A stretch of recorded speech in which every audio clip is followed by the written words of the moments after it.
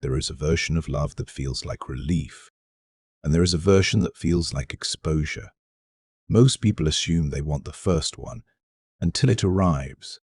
Someone finally texts back on time, shows up when they say they will, loves you on a Tuesday exactly the way they loved you on a Friday.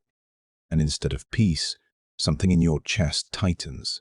Not because they did anything wrong, because they didn't do anything at all. No push, no pull, no mystery to manage. And for people who learned love as a performance, that silence feels like a trap, because love was never just affection for them. It was surveillance. Reading a parent's tone before choosing your next sentence. Learning which version of you earned attention and which version got ignored. Becoming fluent in a language where affection had to be translated, negotiated, sometimes begged for. Psychologist John Bowlby called this an internal working model, a blueprint built in childhood that quietly defines what love is supposed to feel like. Decades before you ever choose a partner, that blueprint doesn't retire when you grow up. It just changes rooms.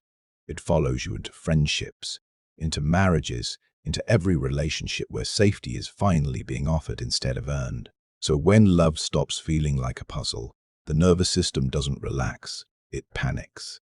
Because it was trained to associate calm with the moment right before something bad happens. You start auditing the relationship for flaws that don't exist, inventing distance where there is none, waiting for the version of them that eventually leaves.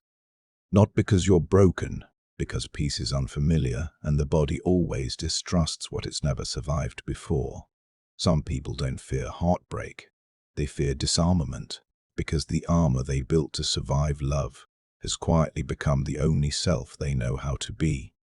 And putting it down doesn't feel like healing.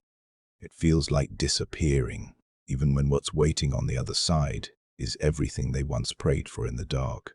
Subscribe and turn on notifications for daily love psychology, because next we're talking about why some people confuse being pursued with actually being loved.